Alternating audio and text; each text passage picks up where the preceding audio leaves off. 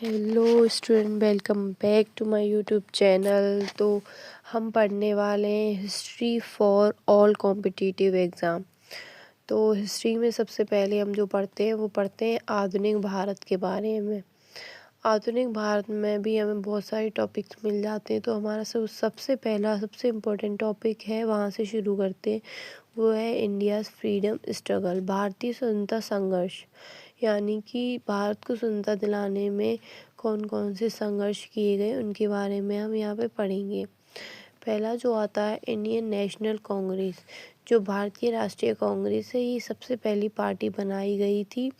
और पता है आपको, ये पार्टी अंग्रेज़ों के द्वारा ही बनाई गई थी। इसके बारे में क्यों बनाई थी, इसमें उनका क्या फ़ायदा था, इन सब के बारे में हम आगे पढ़ेंगे। तो ये जो फाउंडेशन इसकी स्थापना हुई थी, ये 28 दिसंबर 1885 ईस्वी में हुई थी। वर्ल्ड कांग्रेस ये कहाँ से लिया गया था? North America.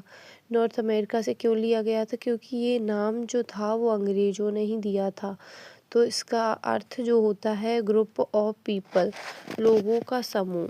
तो इसके जो फाउंडर बने थे, संस्थापक जिन्होंने इसकी स्थापना की थी, वो थे एयो ह्यूम। इनका पूरा नाम है एलन ऑक्टेवियन ह्यूम।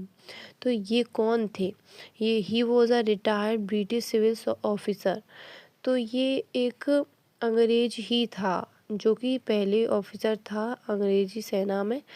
इसके जो वायसराय थे वो लॉर्ड डफरिन थे, जिनका कार्यकाल 1884 से 1888 ईस्वी के बीच में रहा था।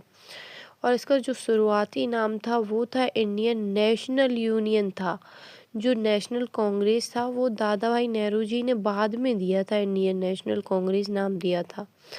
तो जो फर्स्ट सेक्रेटरी ऑफ कांग्रेस, जो पहले सचिव थे, वो एयो ह्यूम ही थे। कब तक थे? 1906 तक।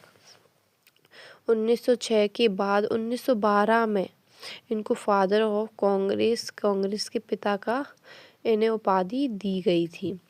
तो फर्स्ट सेशन, जो पहला अधिवेशन कांग्रेस का हुआ था, वो कहाँ पे हुआ था? ये हुआ था बॉम्बे में। एक गोकुल दास तेजपाल संस्कृत कॉलेज था, उसी में हुआ था, जिसमें सबसे पहले 72 सदस्य आए थे। सिर्फ 72 लोग ही आए थे।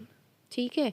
ऐसे ही अगर आपको फुल नोट्स और उनका एक्सप्लेनेशन चाहिए तो प्लीज़ मेरे चैनल को लाइक करें, शेयर करें, सब्सक्राइब करें। Thank you.